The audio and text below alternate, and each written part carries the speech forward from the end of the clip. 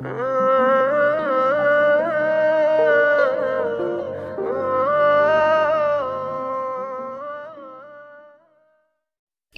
Me, একটু side দিবেন please.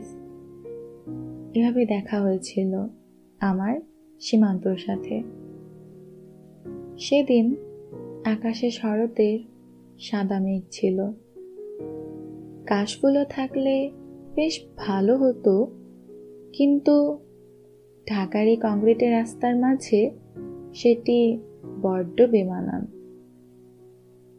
তারপর একদিন হঠাৎ করে এসে হড়বড় করে বলে বসলো ভালোবাসি।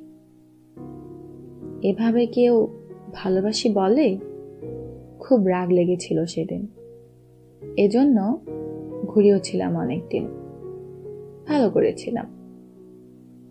এভাবেই হাতে হাত রেখে পাশাপাশি হেঁটে ছুটির দিনে আমার শাড়ি আর সীমান্তর পাঞ্জাবি দিয়ে দিনগুলো বেশ ভালোভাবে কেটে যাচ্ছিল। একদিন হঠাৎ বাড়ি ফিরে দেখি কিছু লোক বসে আছে। মা আমাকে চা নাস্তা নিয়ে তাদের সামনে যেতে বললেন। তারা আমাকে আংটি পরে দিয়ে চলে গেলেন। মনে হলো বুকে কেউ ছুরি গুজে দিয়েছে। সারা রাত কেটে গেল কোনো মতে। সকালে বাবার জন্য একটা চিঠি এবং আংটিটা উপরে রেখে রওনা হলাম অজানার উদ্দেশ্যে। আসলে ঠিক অজানা নয়, সীমান্তর উদ্দেশ্যে। সব বললাম ওকে। তারপর নীরবতা। একসময় নীরবতা ভেঙে বলে বসলাম, আমার হাতটা ধরবে? ও কিছুক্ষণ আমার দিকে তাকিয়ে থেকে হাতটা ধরলো।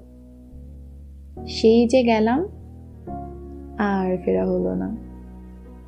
সীমান্ত কবি সাহিত্যিক মানুষ, চাকরি বাকরি ওর দ্বারা হবে না, হয়নি কোনোদিন। এজন্য বাবা কখনোই তার আদরের মেয়েকে এরকম একটা অনিশ্চিত ভবিষ্যতের দিকে ঠেলে দিতে পারতেন না। তাই আমি নিজে থেকেই চলে এসেছিলাম। কেউ কখনো খোঁজ করেনি, খবরও নেয়নি।